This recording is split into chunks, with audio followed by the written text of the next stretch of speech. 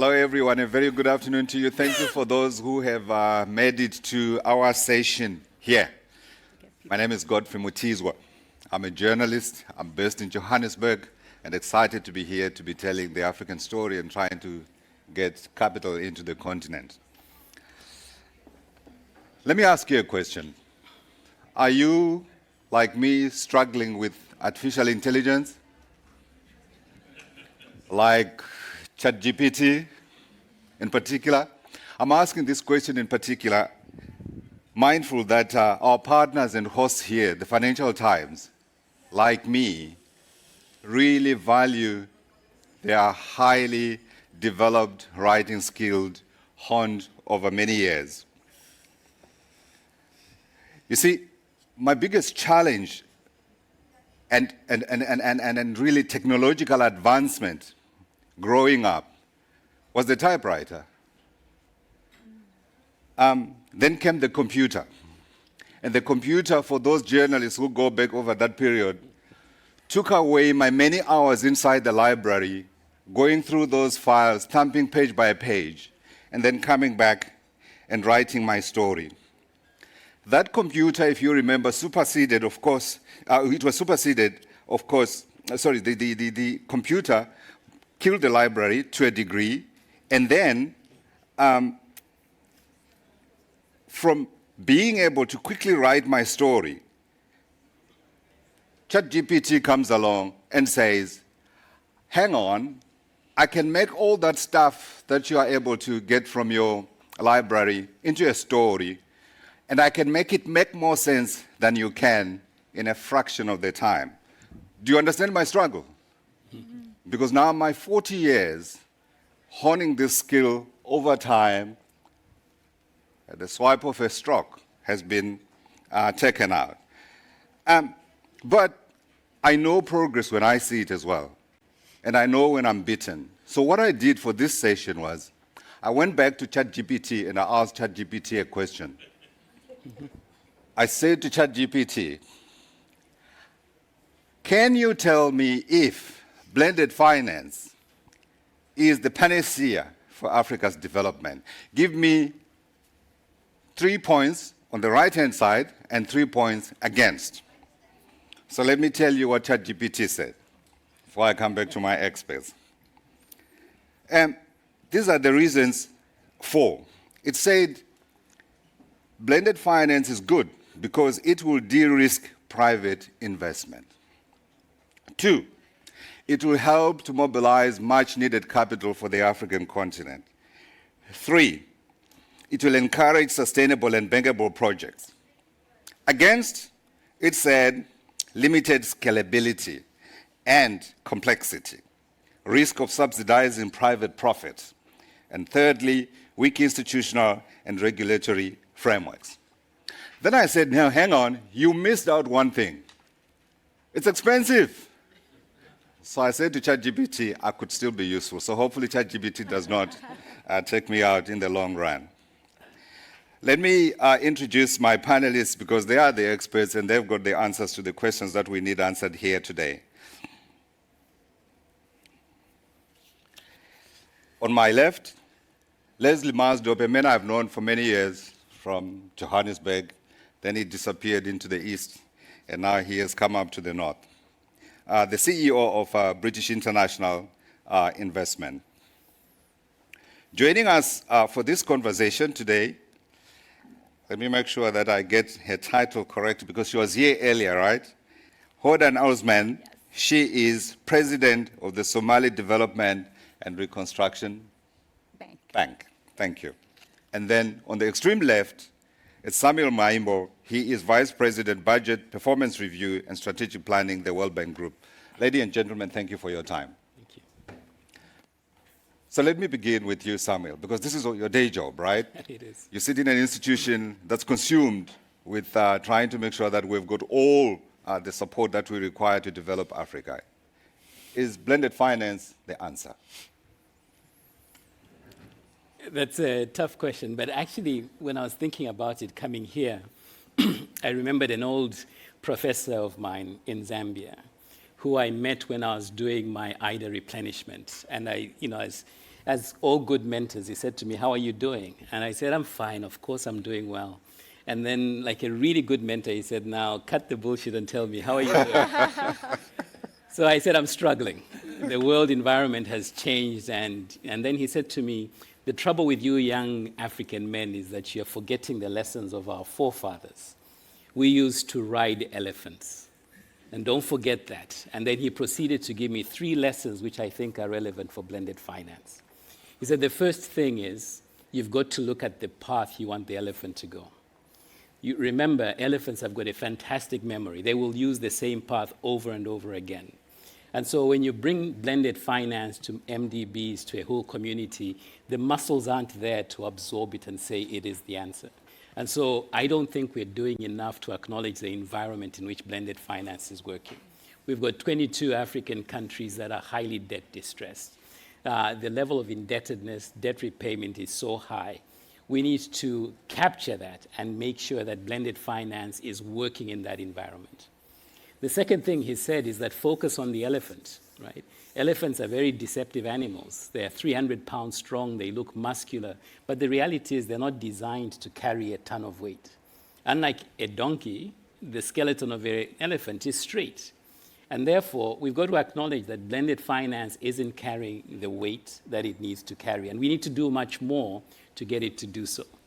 And then the final point, he said, is that never forget the rider. And we don't spend enough time talking about who the rider is for blended finance. In too many organizations, including my own, guilty as charged, blended finance is a department that has done amazing things on its own. But we're in an environment where we need to release the full power of blended finance on the entire institution. So to answer your question, I think it is the answer. I think in this environment it's the only answer, but we've got a lot of work to do to make sure that it passes that test. Then the follow-up becomes, what do we need to do in order to actualize its being the answer with the reality that we face on our ground? Like all things in development, it's simplify, simplify, simplify. It's standardizing our documentation. It's using platforms. There are too many niche products in blended finance for comfort. And also, the other aspect, and I have to say this carefully in this environment where any statement about climate lands you into trouble, especially if you work for the World Bank. But the reality is the fact that blended finance, if you look at the entire universe of blended finance, the fact that more than 50% of the transactions are climate related, and 60% of financing is climate related, is a problem for the instrument because it begins to be seen as a niche product for climate. In order for it to truly reach its full potential, it's got to do more transactions other than just climate. I'm a finance purist. I think all finance instruments should be as simple as a mortgage. You can use a mortgage to build a castle like the one that you have at home, or a simple shack like the one that I have, right? So that's for me, that until blended finance gets to that point where the sector is irrelevant, then we still have a lot of work to do. Yeah, thank you. I think I like the fact that you say, when I'm going back home, I'm going back to my castle. I'll tell you. Absolutely going back to my castle. Leslie, let me ask you to weigh in. Your understanding. Sure. I'd start off by saying that the development finance industry globally, development finance institutions, multilateral development banks, we have all recognized more than a decade ago that the available public resources are not sufficient to tackle the financing gap, to tackle the challenges out there. So the idea was conceptualized really in Addis in a formal way at the Finance for Development Summit, and it was known as, billions to trillions. Over the last decade, we have traveled a journey to become more mobilization machines as development finance institutions. In the past, we used to simply lend. We used to finance projects, individual infrastructure projects, upgrade or build ports, build airports, build roads, and so on. Our funding is limited. The future of development finance lies... Unlimited. Sure. Our financing, the entire, if you combine all the balance sheets of the World Bank, of ADB, African Development Bank, all the DFIs, it won't be more than sort of $3 trillion or so. Sure. If you look at the size of the savings pools and capital markets, it goes into the hundreds of trillions. So clearly, we have to act as mobilizing machines. We have to be the de-risking engines to crowd in the commercial capital. So again, the first point I'm making is that we have been on a journey, as Sam has alluded to, as development finance institutions, to be more catalytic, to use our capital in such a way that it can best sort of, improve the risk return profile of projects so that we can bring in institutional investors. In Africa, though, we have the additional challenge that many of the markets in Africa are not investable based on the investment criteria of some of your large global asset managers, pension funds, and so on. For that reason, I think we have a specific task to ensure that we can do what we broadly call domestic resource mobilization. Now, let me take one step back. There are, as you referenced this morning, hundreds of billions of dollars trapped in pension funds, asset managers, domestically in Africa. Yeah, I had but 1.5 trillion. It is invested in very conservative instruments. There's a risk-averse culture that governs the sort of models for those managers. We need to change the rules of the game to enable those funds to be able to invest in infrastructure, in productive infrastructure. So it does not make sense for the PIC in South Africa or NAPSA, the biggest pension fund in Zambia, or the Nigerian pension funds to be buying Euro bonds and government securities in the form of US treasuries. We've got to be able to use those funds for productive investment, and we can enable that. One of your interesting ChatGPT responses there was, are we, by using concessional capital, for example, are we subsidizing the private sector? We will be transparent, and the IFC, which is part of the World Bank Group, have made it a principle of their blended finance process where they, in a transparent manner on the website, declare how much of that deal has been financed through a concessional piece, so that we can rid ourselves of this sort of accusation that inadvertently we are subsidizing the private sector. In short, what I'm saying is that blended finance has huge potential.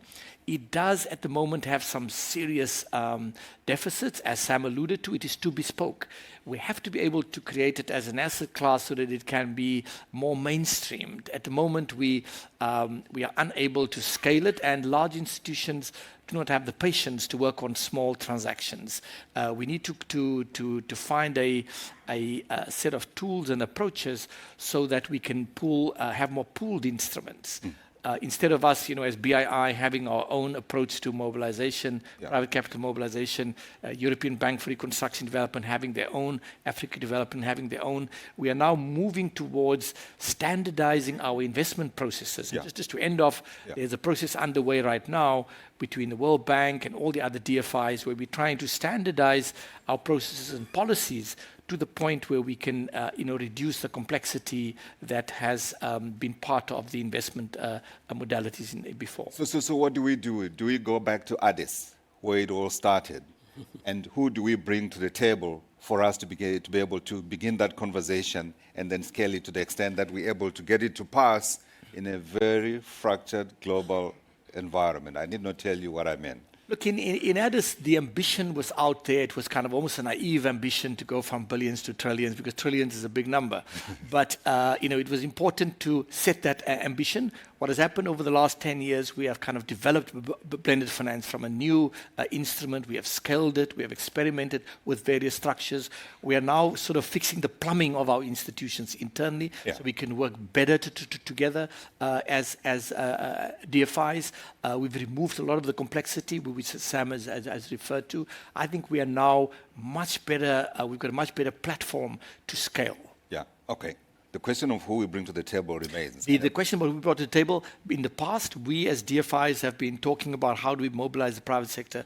Today, we have those institutions part of the conversation. You need the rating agencies, because Africa is perceived as more risky than what it actually is. We've got a GEMS database which shows that the risk perception that people have about Africa in default is completely incorrect. And this is data from 30 years, the real concrete data around actual defaults. Yeah. So the perception around risk is magnified, Yeah. and we now have data to show that is not the case. And I'm glad you touched that elephant in the room. I'm not the one who said it, you said it, so we'll need to tackle it a little later. Let me come to you, Horden. I saved you for last because you are practicing, right? And still weigh in on the subject matter, but then let's also understand from your perspective to what extent it's made a difference or it hasn't yet. Well, in terms of blended finance, I'm still waiting for blended finance and scale to trickle down onto me. So I'm still, holding hope for that to come, because I think it's quite difficult. I mean, we talk about risk perception of just middle-income African countries or so, and the perception is way off. I think, as you said, the data. I think there was I think the former president of the African Development Bank did something with Moody Analytics where they looked at 14 years of infrastructure investments in Africa, and I think the rate of loss was like about 1.7%. And you compare that to, I think, Asia or Latin America, it was about 10% or so, like between 10 to 13%. So clearly there is a mismatch when it comes to like perception of risk. But then you move away from that and you get to fragile states, and it's really a desert. And in terms of whatever we're calling blended finance, other instruments, it's just not coming to us. But why does that matter? Like, it matters a lot because more than 70% of the world's poorest are in fragile states. So if development financial institutions do have a development mandate, then they're really leaving a huge chunk of their intended, beneficiaries out of the picture. So it comes down to how can we get DFIs to work better in the spaces we have within fragile countries? And I think if risk perception is one mismatch, the other mismatch is capacity. I mean, they're always talking about, we need capacity building in our countries, we need this. But if you look at their institutions, I think IFC is less than 8% or so that's going to fragile states. European DFIs is less than 12%. IFC has been in my country for more than 10 years. They don't have a single investment yet. So I would say they need capacity building. It's time you looked at BII and IFC and say, okay, well, how can we create a capacity building program for you, to figure out how to come and work in our types of countries that's really needed. I would like to have a right to reply here. BII has 19% of our total investments in fragile economies. We have been in what I would call frontier markets for decades. We established, for example, 6-7 years ago, ARIA, which is the Africa Resilience Investment Accelerator, where it's essentially a co-investment platform with other DFIs, Proparco specifically, and FMO, that's the French and the Dutch, recognizing that for us to be effective, we need to work in a more collaborative way. We have specific targeted strategies because there is no way we're going to lift the African sort of growth story, African economies to prosperity, unless we deal with the fragile and more underdeveloped markets. We intend to deepen our focus on frontier markets. We have investments in countries like Sierra Leone, the DRC, in most of what is classified as fragile and often conflict states with features of fragility. Yeah. We are very active in those markets because we've gained experience over many, many years. Okay, you're going to get all your answers today. Absolutely. Yeah. No, I must respond to the statement about the IFC and FCV. The reality is, since blended finance became a thing, the IFC has invested over $5 billion, mobilized $32 billion globally for its portfolio. Africa, from an IDA perspective, is our largest client, and the vast majority of our clients in Africa are FCV states. The challenge often is that you don't see the headlines that we've been in Sudan. But Samuel, I'm here. But you're here, which is great. But look, it doesn't take away from the point that development finance as an industry to raise financing needs to be overhauled. Because the model we've used for many years, it's good. I mean, last panel I was on, I said, look, the institutions like the World Bank are like a tower at an airport. As long as the weather is good and flights are predictable, things are okay. Now it's turbulence, right? We're completely in a very different environment. And the World Bank is not this mythical institution. It's made up of individuals like myself and Leslie, all of whom who want the very best for our institution. So what you will see over the next 6 months is a complete overhaul of the institution. Yeah. By January 2027, every single African country will have one representative IFC, World Bank, MEGA, because we understand our client solutions are both public and private. We have fully integrated the back end of our offices so that when we're doing strategic planning, it's not the IFC over there, the bank over here, it's doing it together. The second part of our discussion needs to answer the question of the role of the MDBs. I have been tasked with that one. But before we go to that one, Samuel, I'm going to ask you, because you also brought it up, and we brought it up earlier, the issue of the perceived risk of investing in Africa. If this has been repeated elsewhere, I apologize. But I wanted to ask the question, is part of the attempt at lowering that risk to really look at the role of the rating agencies? And into that question comes, do we do that with an African rating agency? I slipped that question in. So the African rating agency conversation has been a while for a long time. I'll be honest, I'm not a huge fan of that conversation, because if the African rating agency were established today and it did its job in a manner that gave it credibility, it would have to come up with the same rating as the Moody's and everything else. Mm-hmm. Because if it didn't, we would all question its rating. The real problem is the fact that we have a lot of work to do in improving the quality of data on the continent. Right. So it is true that the risk premium is exceptionally high. But if you go to many governments today, the quality of government data is quite poor. Secondly, when it comes to changing perceptions, you can't go it alone. And if I were to say to someone today, how much coffee is moving from Ethiopia to Rwanda today, it would be challenging to get that data that quickly. Mm-hmm. So when I listened to the presentation we had earlier about technology and AI, I'm excited for the possibility that finally we will get to a level of information where, regardless of what you hear, you've got access to something that will confirm what the true status is. Sure. Because time and time again, whether it's infrastructure investments, whether it is financial sector, the gap when you look at the data is so huge. I think Hannah Mosi earlier today made reference to the difference in. So the solution is data. Right. If we can get the data right, then the existing rating agencies will be forced to tell a different narrative. Right. The African rating agency will accelerate that narrative, but on its own, it doesn't solve the challenge that we have. Just to add to what Sam said, I believe that the answer does not lie in creating a new credit rating agency. Ratings have been part of capital markets for the last 120 years. It takes a long while to establish credibility in the markets.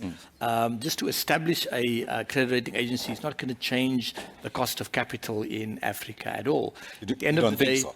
No, because at the end of the day, the market players, the people who pick up a rating report are the investors, your institutions, your pension funds, your asset managers. If you want to try and displace S&P, Moody's, and Fitch, who hold something like 88 now, or more than 90% of all the ratings, investors will trust these institutions because they are more than 100 years old, right? Sure. It will take decades for a new agency to gain the credibility to have the comparable set of metrics that these institutions have. I think the one final point I'd like to make is that one of the major topics implicit, we work only in the private sector, the IFC and other DFIs, we invest in the private sector. But in order for us to do this successfully, we need those policy reforms that still act as obstacles to investment, for governments to act to create a more investable environment in a lot of African markets. Well, the good news as well, I was going to make the point, I'm coming to the good news is that according to the World Bank and the International Monetary Fund themselves, reform is beginning to work in Africa. That's right. We've seen it in Ethiopia, we've seen it in Nigeria, we've seen it in Zambia, and we've seen it in Ghana. So hopefully that picks up even more momentum and we get it working in the other parts of the world. But it is being addressed. But I want to come to you. Yeah, I was just going to add one more point about, yes, we've heard MBDs but like NDBs, like national development banks, have a real role to play as well. Like, so it's not even so much about the cost of this capital, what it is, but also like, what are we spending this money on? And it has to be going into productive investments. And I think that's where NDBs can play a role in being able to organize the market and being able to do that so that we have real investments that are going to be real growth for the economy. You have started on to the next plank of our discussion. It's around the role of the MBDs. So let me begin with you. Yes, because we are running out of time. So let me start with you. Yeah. So with me, I mean, with NDB, like I think as my own country, like Yeah. NDBs can have a vision for our own countries. And for me, it's like what I really want to do is build an industry in Somalia. Like that's the vision. Can we build the first industry in this country? Can we organize the market about being able to do that? So NDBs, because we are national, we can have such a ambitious vision for our own countries and mobilize effort and capital around it. Yeah, Leslie? One of the advantages of national development banks, bilateral development finance institutions, and multilateral development banks is we can take a much longer term horizon. We represent patient capital.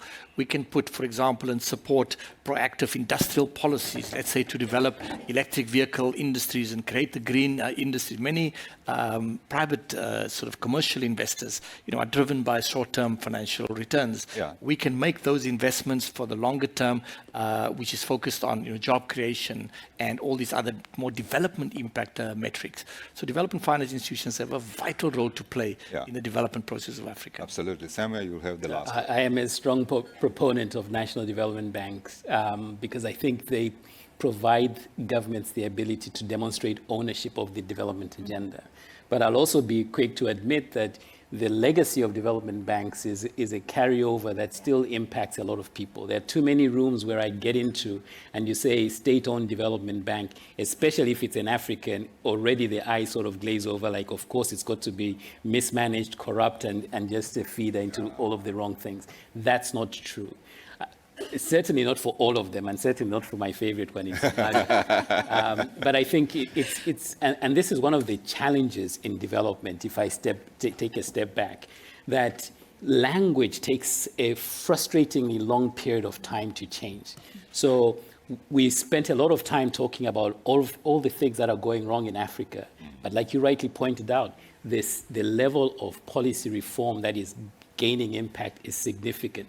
The number of private sector firms that are expanding quickly is significant. The number of young people in their 20s and 30s who are using technology, who are investing, that gives me hope in many respects. And I think the same applies to state-owned development bank. We should give them another hearing and let those that are doing the right things shine. Because ultimately, in this global environment, where even for someone like me sitting in Washington is becoming really uncomfortable, the truth is development has to be local in more ways than one, and national development banks will be playing a crucial role in that state. Yeah, and I think she said it in another session where she said it really ought to start from where we are in the local environment. Absolutely. Please, ladies and gentlemen, help me to thank our panelists, and thank you for your time as well. Thank you all for listening.